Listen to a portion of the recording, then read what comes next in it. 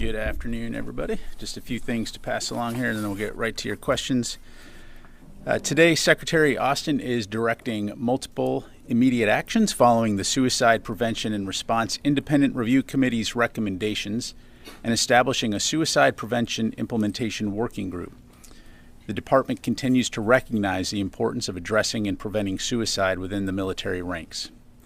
Immediate actions to be taken stemming from the committee's recommendations focus on improving access to mental health care through initiatives such as expediting hiring for behavioral health professionals, expanding opportunities to treat common mental health conditions in primary care, and improved utilization of behavioral health technicians.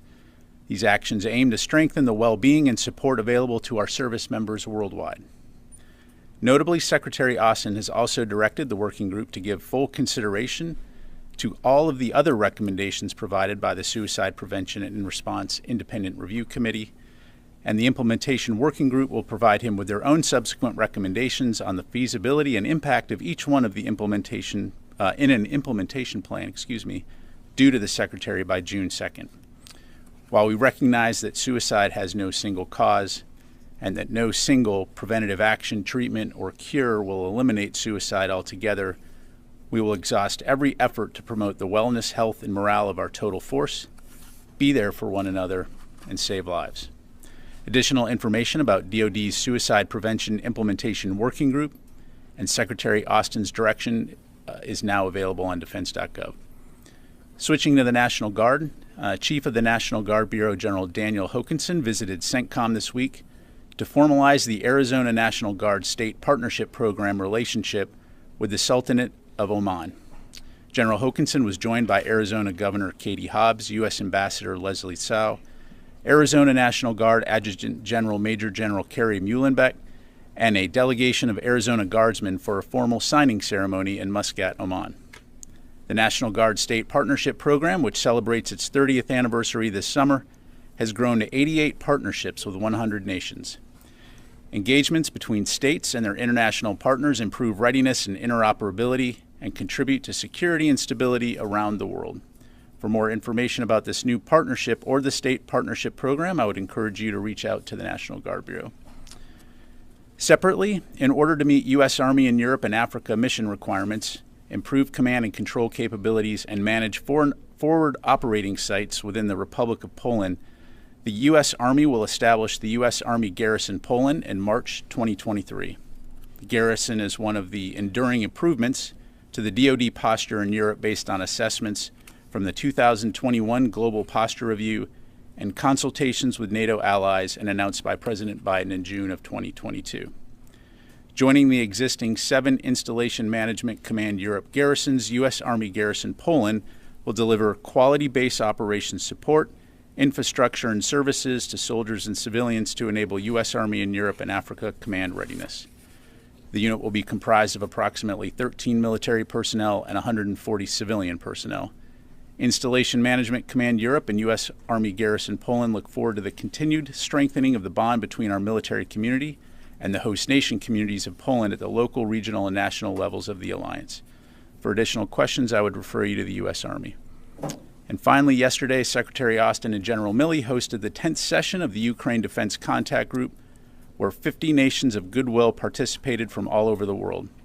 This showed the continued commitment that is indicative of the strong unity and resolve of the international community to support Ukraine in their fight to defend themselves and their sovereignty from Russian aggression. As Secretary Austin and other U.S. leaders have said, we will continue to support Ukraine for as long as it takes. And with that, I will take your questions. We'll go first to AP Tarakat. Hi, thank you for doing this. I was hoping you could talk a little bit more about why the Pentagon decided to declassify the video of the drone and whether or not releasing it, increased the risk of Russia framing this conflict instead of being a conflict between Russia and Ukraine, but being between Russia and the West. Yeah, thanks, Tara. So first of all, it's not unusual for us to release imagery of unsafe, unprofessional incidents. We've done that in other situations. And so particularly in this case, given the reckless and dangerous behavior, and to demonstrate publicly what type of actions the Russians had taken, we felt that it was important to provide this imagery. Certainly, there are certain considerations that we have to take into account when dealing with imagery, to include the classification, to ensure that we're not inadvertently putting out sensitive information. But in this case, we were able to work through that and provide that. As far as Russian perceptions, again, I think it's important to take a step back and look at the big picture here. The United States focus in the region, the focus with Ukraine, is solely on providing Ukraine with the support that it needs to defend itself. You've heard us say before that Ukraine has a right to defend itself, and we have a right to help them alongside the international community to do that. So the United States does not seek conflict with Russia. We do not seek escalation with Russia. And so we're going to continue to stay focused on our primary mission in the Ukraine area, which is supporting Ukraine in its fight. And declassifying the video and releasing it, Russia has suggested that it didn't show the actual contact. How does this really just counter that narrative and show that this happened the way that the Pentagon has said it has? Yeah, well, I think that our words and our actions speak for themselves, and similarly, Russia's inaccurate information, false information, obfuscation, grasping at straws, changing narratives also speaks for itself. So we're going to stay focused on the facts, and we're going to stay focused on our mission. Let me go to the next question. Liz? Thank you, Pat. I have 2 questions. The first part of my questions are, did the U.S. ask for an apology from Russia on taking down the drone, and did Russia offer an apology? No, we did not ask for an apology. Again, our focus was on highlighting the fact, as we've made very clear publicly and privately, that the United States will continue to fly and operate in international airspace in accordance with international law. Thank you. And my second part is, it's come out that Russian officials ordered the pilots to be aggressive towards the drone, and today the CENTCOM commander told the Senate Armed Services Committee that he's seen increased Russian aggression in the Middle East. Is this something that the U.S. is concerned about? Does the U.S. have any promises that Russia will decrease its aggression? So, Liz, what I would tell you is that, again, our focus is on conducting our operations in support of our national security interests, our allies, and our partners around the world. Ultimately, the Russian military and the Russian government is responsible for its own behavior. And when that behavior is unsafe and unprofessional, we're going to call it out, as we've done in this case. And so that will continue to be our focus. You've heard Secretary Austin, you've heard General Hecker in Europe, and others call on the Russians to be safe and professional in conducting their operations, and that would be the expectation going forward. Thank you. Will? So Secretary Austin has said that the U.S. will continue to fly wherever international law allows. In light of that, has the U.S. operated MQ-9s over the Black Sea since the collision and crash? So I'm not going to get into talking about specific missions, routes, timelines of operations. I think Secretary Austin was pretty clear that we're going to continue to fly and operate in international airspace where international law allows, and that includes the Black Sea region. Thank you. Travis. Thanks, Pat. I had a couple questions about the suicide working group. I think I heard you say that the Secretary is immediately implementing some of the recommendations, but the working group is going to be looking at the other recommendations. I just wanted to confirm whether the recommendation for new restrictions on the purchase and storage of personal firearms on base is included in the first tranche, or if the working group is still considering. Thanks, Travis. That'll be something that the working group will examine in further detail and come back to the Secretary with their assessment and their recommendation. And if I could just follow up, on the recommendations that the Secretary did decide to implement, why did he choose those specific recommendations? Sure. So those recommendations are primarily focused on behavioral and mental health. There are areas where the department already has the authorities necessary to take immediate action, and so that was the primary driver, was of those recommendations, what are the things that we can move on right now that will make a difference for our service members? Thank you. You go over here, Ro, and then I'll come over here to Chris. Thank you, General. 2 questions. First, the Japanese Prime Minister Kishida met with South Korean President Yoon today in Tokyo and agreed to normalize their bilateral relations. How much do you expect the improvement of their bilateral relations will benefit the Pentagon to address challenges posed by China and North Korea? Yeah, well, thanks for the question, Ro. What I would tell you is that we certainly welcome the discussions. Anything that is going to help strengthen our alliance. As you know, Japan and South Korea are two of our strongest allies. And so we welcome any opportunity for us to strengthen our unity and to work together for a free and open Indo-Pacific. Secondly, there is a growing number of North Korea's missile launches, including including ICBM that they launched yesterday. Are you concerned that this high frequency of their missile launches will be a new normal that we have to live with for a while?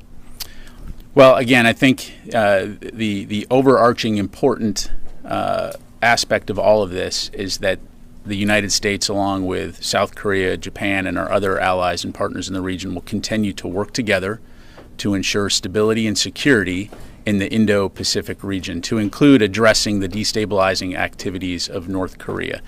And so we're going to continue to keep a close eye on that. I think at the end of the day, we all want to see a region that is stable, that is secure, that is safe, and that will be our focus. North Korea clearly is concerning in that regard, but it's something that we're going to continue to work on together and to deter potential aggression. Thank you. Let me go to Chris, and then we'll come back here. Thanks, Pat. Yesterday, Chairman Milley said the U.S. was confident no sensitive material was compromised in the drone incident. What does that mean? Was the drone remotely wiped? Was there a self-destruct mechanism? Was it crashed in such a way that it would obliterate any material that could be uncovered? Thanks, Chris. So a couple things. So first of all, we do have indications that, and I think you've seen some reporting on this, we do have indications that Russia is likely making an effort to try to recover MQ-9 debris. As you point out, and as General Milley highlighted, however, we assess it's very unlikely that they would be able to recover anything useful, given a couple of factors. One, the fact, and I'm not going to go into details, but that we took steps to protect information aboard that aircraft, and two, the fact that it crashed in extremely deep water. And so, I'll just leave it at that. Does the U.S. view an MQ-9 as a particularly sensitive platform, or is? Well, the key point here is this is U.S. property, and it's an intelligence, surveillance, reconnaissance asset. And so, again, we have capabilities and means at our disposal to protect and safeguard information, of which we have taken. But I have to leave it there. So let me go here, and then I'll come back there, and then to Qasim. To the middle, yes, ma'am. Yep, right in front of you there. If you could hand her the microphone, there you go. Thank you. We're about a month and a half out, I think, from the new briefing room, or getting back. Okay, so yesterday, General Milley stated Russia is increasingly relying on other countries, such as Iran and North Korea. Is North Korea still supplying munition to Russia? Have we seen anything? Yeah, thank you for that. So I don't have any updates to provide other than we do know, as you highlight, that Russia continues to seek munitions from countries like North Korea. But I don't have any new updates to provide in terms of any specific transactions. So when you say seek, just look for, or are they actually supplying? Well, I think we've talked about before. We had evidence of Wagner Group obtaining some munitions from North Korea. We know that Russia is seeking additional ammunition from North Korea and Iran, but again, I don't have any details to provide today. And then my second one is China getting closer to sending lethal aid to Russia. Have you seen any final decisions, evidence of actual shipments? Yeah, so at this time, we have not seen the transfer yet of any lethal assistance from China to Russia for use on the battlefield. It's something that we're keeping a very close eye on. I know there's some press reports out there talking about some trade deals. That in and of itself is not unusual. China and Russia share a trade relationship, but the key point being is that as of right now, we've not seen any lethal assistance transferring from China to Russia for use on the battlefield in Ukraine. Are they still sending like imagery, things that can help the Wagner Group or Russia? I don't have anything on that. Thanks.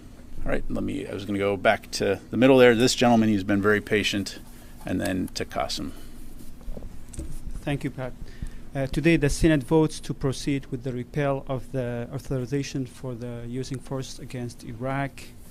To what extent do you agree with this Congress members that are supporting to end this act, and how this act affects your capability to face and respond the threats that comes from ISIS and also the other terrorist groups in the future to your forces in Iraq and also your partners in Iraq? Yeah, thank you. So what I would say right now is I don't want to get into a discussion about or comment on pending potential legislation, other than to say that, as always, we'll work very closely with the Congress to ensure that we continue to conduct our operations in accordance with law. Thank you. There are some concerns that if this act will end it in the Congress or amend it, there are some members of the Congress says that this will affect the U.S. capability to face the threats that comes from Iran. That's why they are not supporting to ending this act for now. Yeah, no, and I appreciate the question, but we'll allow obviously the Congress to do its work. It just would be inappropriate for me to engage in the legislative debate. Of course, the department will stay in close contact with the Congress, as one would expect, and we'll continue to be a part of those discussions. Thank you. Let me go to Qasim. General, I have a follow-up and then I have a separate topic. On the drone issue, you said Russians are making efforts to recover the MQ-9. So Russians initially aggressively moved over to a U.S. capability and downed it, and are now making efforts to recover it. And then what we hear from this department is quite a soft expression of concern. We even haven't heard you condemning Russians and just saying that it's unsafe, unprofessional. What are we missing there? Qasim, I'm not sure what your question is. I think we were pretty vocal that the conduct of the pilots was unsafe and unprofessional. It was reckless. It was dangerous. Secretary Austin spoke to his counterpart. General Milley spoke to his counterpart. Again, I highlighted at the top that our focus is on conducting our missions in the region in international airspace. We're focused on protecting and defending the NATO alliance, and also on supporting Ukraine in its. I'll let you put words to it, Qasim. Of course, we have highlighted that it is a unacceptable act, but if you're looking for hyperbole, I will leave that to you. Okay. Yes, sir, Fadi. A separate question, sorry, General. Today, a helicopter, a mysterious helicopter, was crashed in northern Iraq, and it came out that it was carrying PKK elements. My question is, does the United States provide helicopter piloting training to SDF partners in Syria or not? Not to my knowledge. No, we do not. Thank you. Fadi. Thank you, General. Just want to follow up on the drone issue incident. So, first question yesterday, the last assessment we heard is it's not clear whether this collision was intentional or not. Do you have an update on this assessment, whether the Russians did this on purpose? And the second question is, the indications that the Russians might be trying to recover some of the debris. You talked about deep water and the Black Sea, but are you ruling out maybe the Russians being able to use some technology or divers to be able to recover the debris? Thank you. Yeah, thank you. So on the latter part of your question, I don't want to speculate. Again, this is U.S. property, but it's our assessment, again, that it is very highly unlikely that even if they were to recover it, that there would be anything useful in that regard. In terms of was this intentional, I'll tell you what we know and what we don't know. We do know that this aggressive behavior was intentional on the part of the pilots. Whether or not they hit the drone on purpose, we don't know. But it clearly demonstrates either poor airmanship or reckless behavior because just from an airman standpoint, why would you hit another aircraft with your aircraft in the sky? And so again, reckless, dangerous, unsafe, unprofessional behavior, which is why again we have called on the Russians to conduct their operations safely and professionally. Thank you. Come back here. Let me go here. Sorry, Joe. We'll go here and then we'll go here. I have two questions.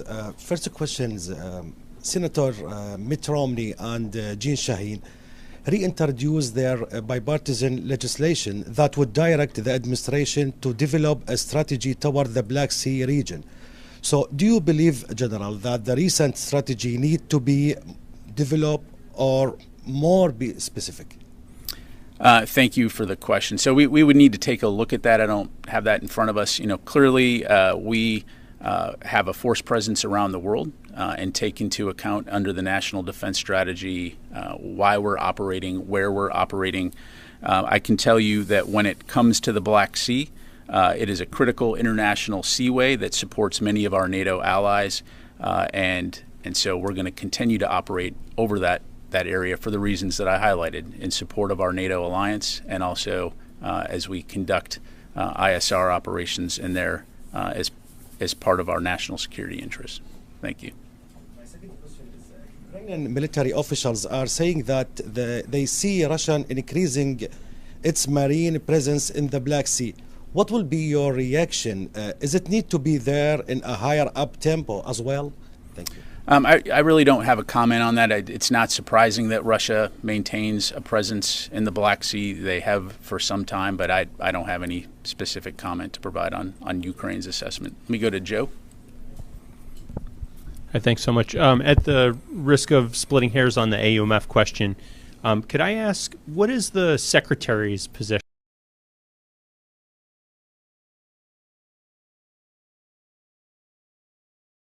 on Capitol Hill? What's his position on repeal? Again, without getting into the pending legislation, the Secretary is certainly supportive of any discussions that Congress would have on the AUMF. Thank you. I'll go to Ro. Yeah. Thank you so much, General. I have a follow-up question on North Korea. While U.S. and ROK conducts military exercise, North Korea reacts harshly and launched ICBM yesterday. How do you think U.S. ROK bilateral cooperation and U.S. ROK Japan's trilateral security cooperation can work to deter North Korea's further provocations? Okay. Let me just make sure I understand. So you're asking, in light of North Korea's provocations, how can a Japan, South Korea, U.S. alliance exercises work? Is that what you're? Yes. So North Korea reacts to the U.S. ROK's military exercise. So how such kind of security cooperation can work to deter North Korea? Right. So I think, again, it's important to just kind of take a step back here. And the exercises that the United States conducts with Japan and with South Korea are defensive in nature and meant to bolster our interoperability and meant to deter potential aggression in the region. And so that's first and foremost. And so in terms of North Korea's reactions to these types of exercises, as you heard me say before, not only is it inappropriate, it's destabilizing and concerning, clearly, to those in the region. But I think what's important for people to understand is, one, deterrence continues to work. Despite launching missiles into the ocean, North Korea is not attacking, and nor should they. And that the United States, Japan, South Korea, and other allies and partners in the region will continue to work together to extend that deterrence and to keep our countries safe. Again, with the ultimate objective here being a secure, safe, prosperous, free and open Indo-Pacific region. Thank you. Moshe? Thanks. Back to the MQ-9. Is there any indication that the Russians have already picked up debris from the area? I've seen some press reports to that effect, but I can't corroborate any information whether they have or have not. And then separately, have allies offered to send units to help with the recovery efforts? I don't have anything to announce, Moshe. I'd allow our allies to speak for themselves in that regard. In terms of U.S. recovery operations, as you've heard us say, we're assessing options, but I don't have anything further on that right at the moment. One more really quick. Has the U.S. requested a transfer through the Bosphorus Strait? Not to my knowledge. Yep. Matt. Time for a few more here. Thank you, Pat.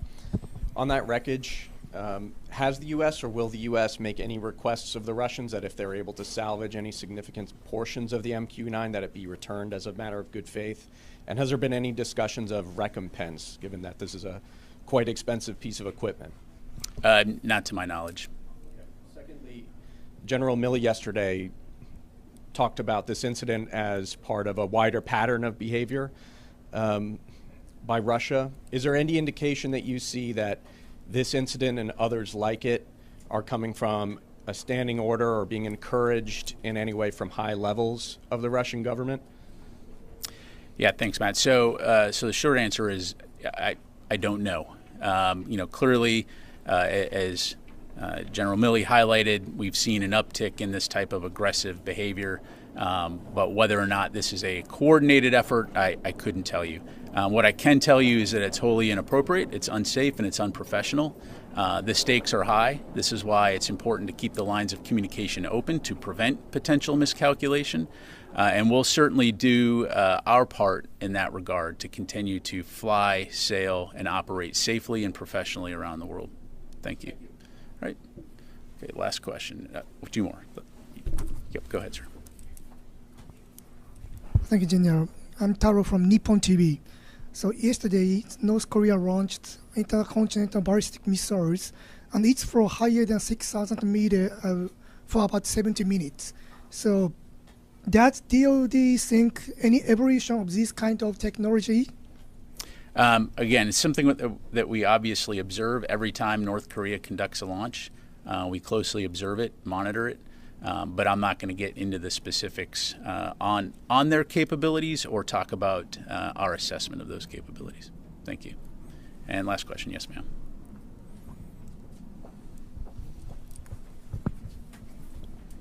Thank you. In recent weeks, Republican Congress members have stepped up criticism, if you will, at the Pentagon about wokeness and pressed senior DoD officials over things like pronoun training, saying a hyper-political culture has invaded the military. Does the Secretary of Defense have a response to this, and are there any plans to address these concerns? Yeah, so I'm not going to get into what individual political members of Congress, those running for office are saying. I'll just give you the perspective of the department. And the perspective of the department is that today's military is the most combat credible, capable force that has ever existed on the planet. Every single day, we have thousands of our military members around the world conducting operations, very important operations in very dangerous places, doing incredibly important work, which speaks for itself. And so as a 30-year member of the military, I can tell you that we are very proud of what we do and how we present ourselves and how we defend this nation. And I think I speak for a lot of others in that regard. Thank you very much, everybody. Appreciate it.